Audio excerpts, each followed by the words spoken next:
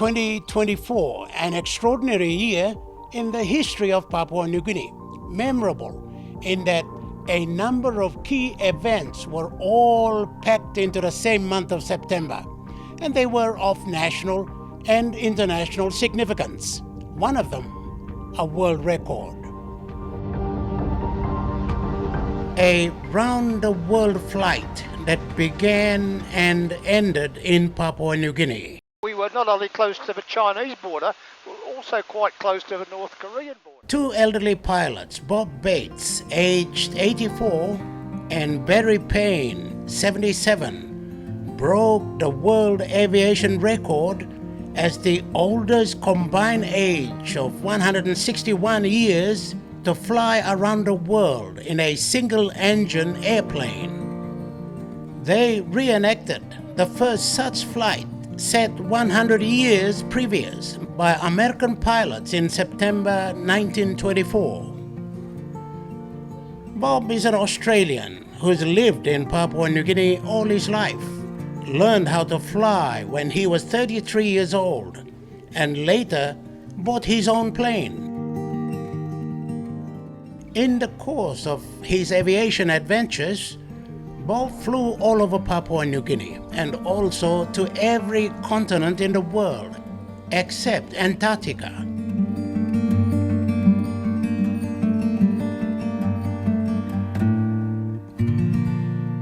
He celebrated 50 years of flying in May 2024.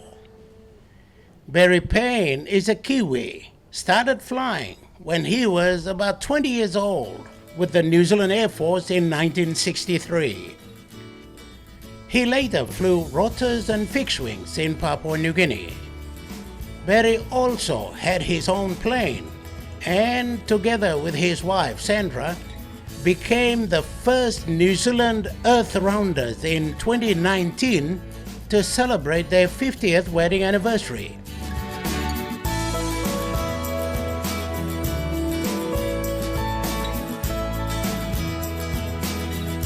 Bob Bates normally likes to be referred as Young Bob, and Barry Payne as Baz to identify with his plane, the Piper 250 Comanche.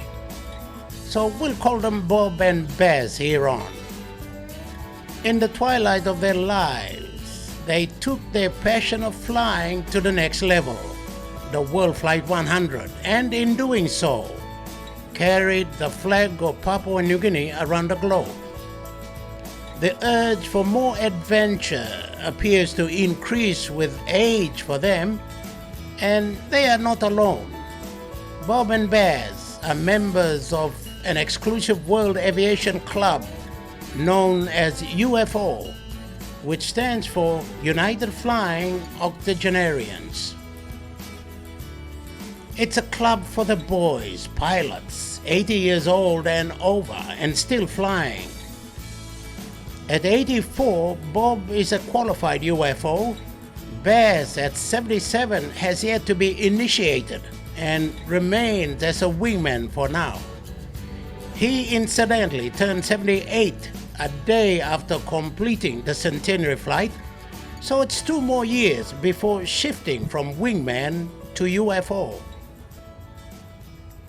Before the World Flight 100, Bob and Baz had a combined 105 years flying experience. It's a passion, and as I said earlier, the personal chemistry between two aviators and the dedication to fly around the world, that's a special thing. It's all. I find it's hard to stop. Like every day was a go-go day. So to commemorate the centenary of the first flight around the world, Bob and Baz decided to take off from Kagamuga Airport in Mount Hagen in the Western Highlands on the 1st of June 2024 in a single-engine Piper 250 Comanche registered ZK Baz, weighing no more than 7,000 kilograms. Do you want any face masks? I got some. You got some? It was an overcast day. A few friends and family members turned out to wish them well. The task ahead was huge, a time of high anticipation as well as anxiety. All right, missus? Okay. It's all right.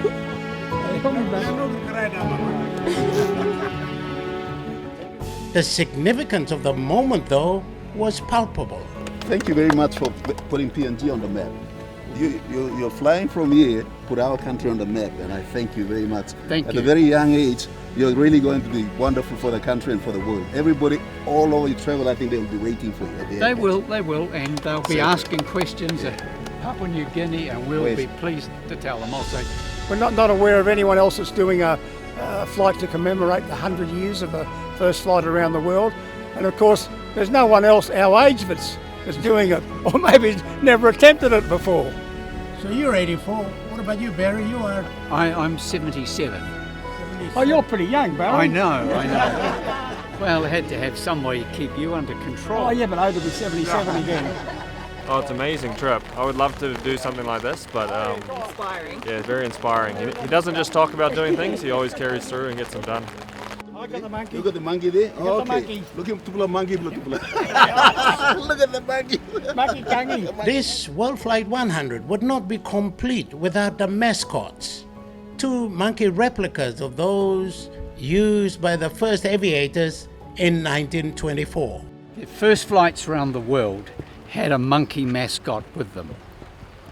And Bob and I have a monkey mascot each, and it will come back to Mount Hagen on the 28th of September. Mascots placed. Bob and Baz looked every bit fighter pilots in their flight suits as they strapped in to take on the world. Thanks, John. Thanks, John. Yeah, thanks for everything, John.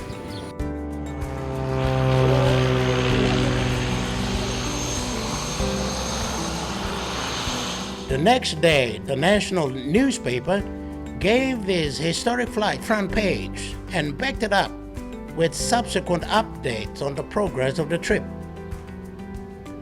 While in the air, Bob and Baz had the benefit of technology. They were visible on Flight Track 24, communicated by satellite through a Garmin tracker link on board. It is technology that was void 100 years previous.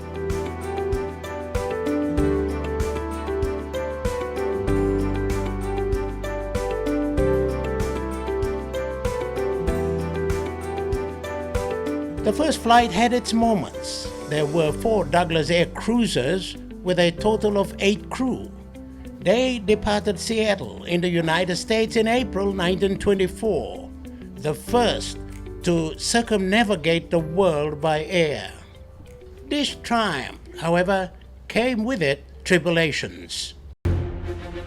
Only weeks into their journey, the squadron leader's plane, the Seattle, piloted by Major Frederick Martin, crashed into a fog-bound mountainside in Alaska.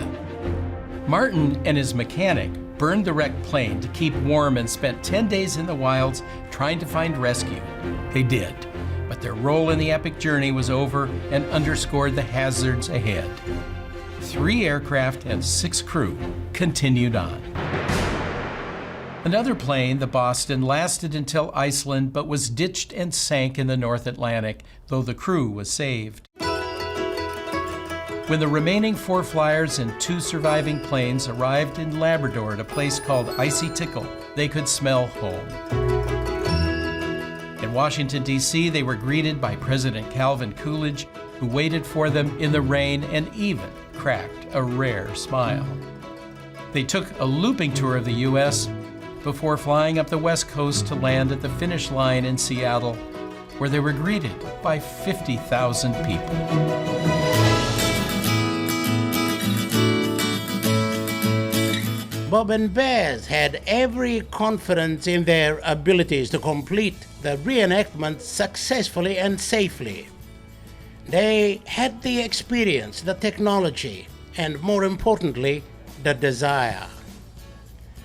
They left Papua New Guinea flying over the equator to Guam and on to Kagoshima, Japan.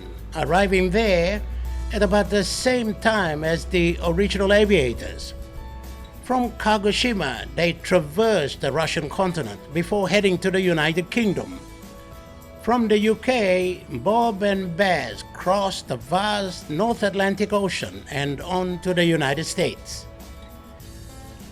The significant stop there was Seattle, the starting and the finish point of the first flight. From there, they headed down the Aleutian Islands, part of Alaska, and on to Kamchatka, part of Russia, and back to Kagoshima, Japan. The round trip completed, they then headed south to Guam and back to Papua New Guinea. That's the entire route reenactment, but it was not all smooth flying for Bob and Baz. They had their moments. The weather on the first leg from Vladivostok to Kalinka in Russia was fine. But taking off from Kalinka to the next destination of Shirok had its moments. The weather is unusually warm for this time of the year, they say, and that's comes with a bit of thunderstorm activity, lightning, etc., which we clearly don't want to be involved with. Sure. No. On the 17th of June, Bob and Baz called into a place called Omsk-Povaka. It was planned as a brief fuel stopover, but that was not to be. We were only meant to be on the ground a couple of hours, but it turned out to be a 2-day stay. Weather en route was not the best, and we had a small problem with the aeroplane that needed some attention.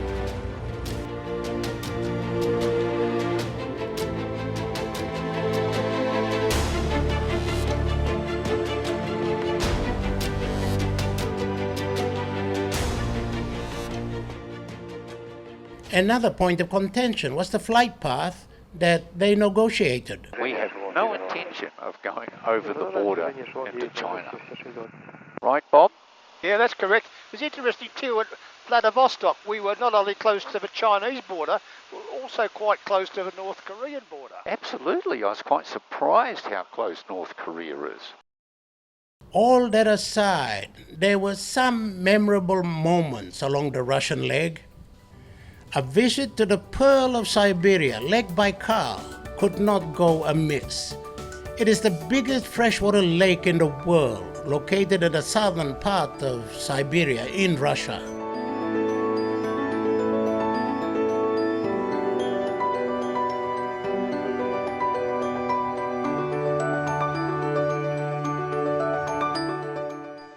More fresh water in that lake than all the Great Lakes of North America combined. Yeah. It's amazing, Bob. It's amazing. Another excitement was time off, 4 days, to simply become tourists in the Russian capital, marveling at the cleanliness of Moscow, and mingle with the people up close. So the cell of Yevdokimia Lopukhina, she was the first wife.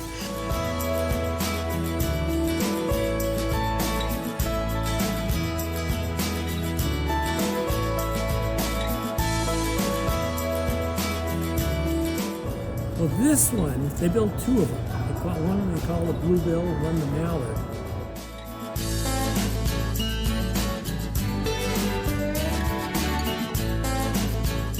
And everywhere I look, it's clean. We're on the river last night, the sun set, sparkling off the glass towers in the centre of the city. Pretty impressive. In fact, the whole place is something that I was not expecting. Flying through Russia took just a little over a month. They made 16 stops. You know, we've been so looked after. Yeah. And everybody's been very, very accommodating. And I don't think even the air traffic controllers are probably looking after us a little bit too.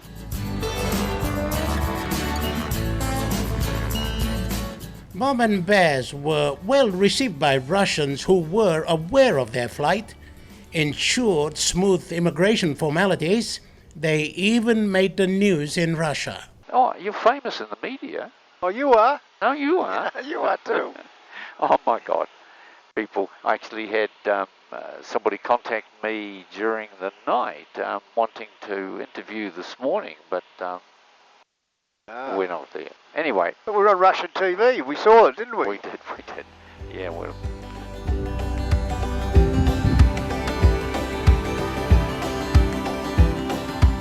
By the 3rd of July 2024, Bob and Baz cleared Russia and arrived in Brighton Airfield in the United Kingdom. There, they took a few days break to re-energize and also to give the Piper Comanche some required attention. Baz remained in the UK relaxing, while Bob flew commercial back home for the Mount Hagen show, where his tour company, Trans New Guinea Tours, plays an active role each year. Oh, we had a great time. John, I guess the highlight, of course, was going through Russia. The plane's in the United Kingdom. It's in a place called Humberside.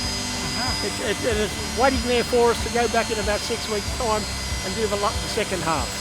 Okay. I'm back here for about 6 weeks. As soon as the Hagen show's finished, I'll go back and get in the airplane again and do the last bit.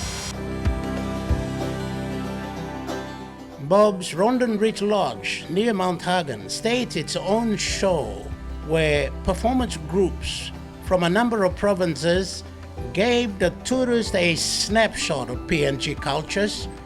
This was a day before the main show in Mount Hagen City.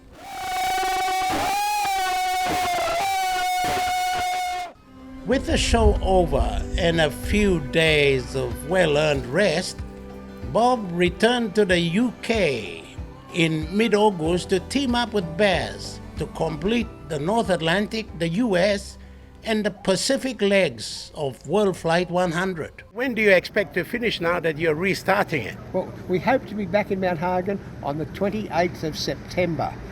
Now, the 28th of September is a significant day because on the 28th of September 1924, that's exactly 100 years ago, that was when the first people who flew around the world got back to their starting point in Seattle. And we're getting back to our starting point on the same day, the 28th of September, but we're going to get back to Mount Hagen.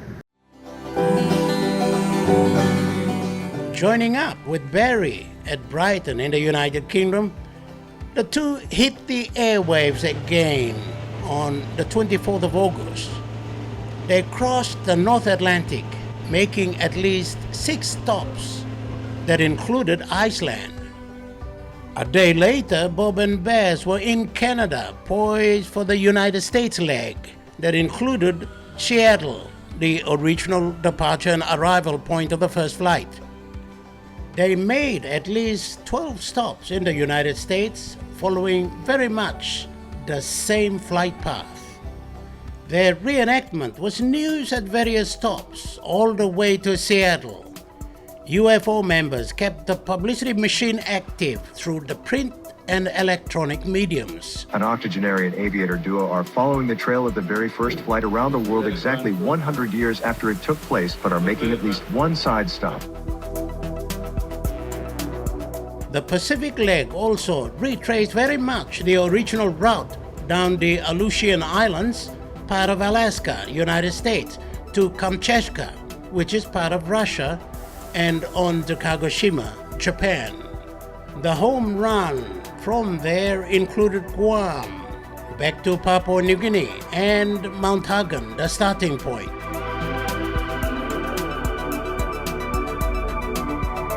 It was a beautiful clear day, the 28th of September 2024, as the Piper Comanche approached Kagamouge Airport.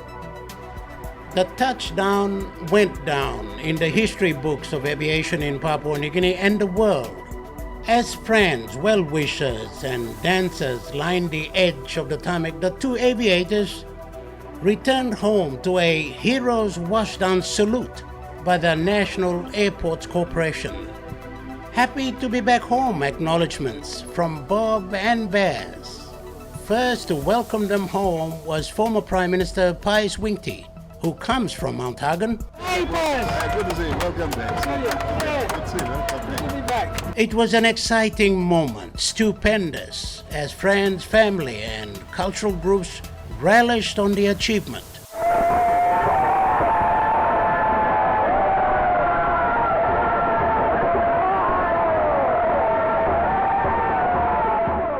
Bob and Baz had just set the world record as the two oldest aviators with a combined flying years of 80.5 to reenact the first flight around the world on its centenary. And they had done that from Papua New Guinea. Very one time, Bob, hey, good play some PNG flag around. And New Zealand flag too. Two-player country, you know, two countries representing the Pacific. You took them all, the two countries all over the world. And thank you now, we thank you from our bottom of our heart that you sell our country very well. Thank you very much. Me Amamas, now you all welcome me come back. Now walking good for the Sing Sing. Now welcome me come back long Argon. Now me getting flag on Papua New Guinea. Now me carrying this on a flag on Papua New Guinea. Me carrying on balance. And me go along round long world.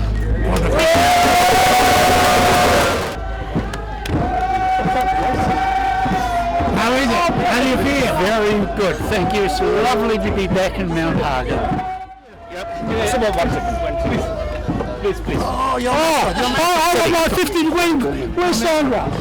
Also in the mix of the welcome reception party were family members and friends from New Zealand and Australia, some of them pilots, UFO members, who flew their own light planes to be part of this historic moment. Welcome back. Thank you. From the airport, Bob and Baz were escorted in a convoy to the Rondon Ridge Lodge, a few kilometers south of Mount Hagen City.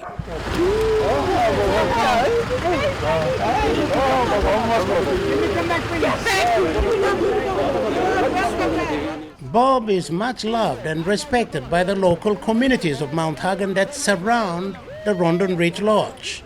Another group further up the road demonstrated its own gesture of excitement, but more of a relief that Bob and Baz returned safely.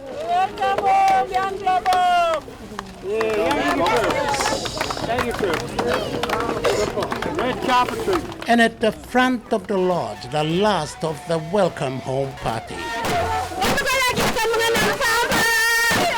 I seriously doubt that anybody who's ever flown around the world, and there's not a lot of world rounders, would ever have landed to a reception like we got in Mount Hagen. The cultural experience, it's indescribable, and it was an amazing finish to what was an amazing trip.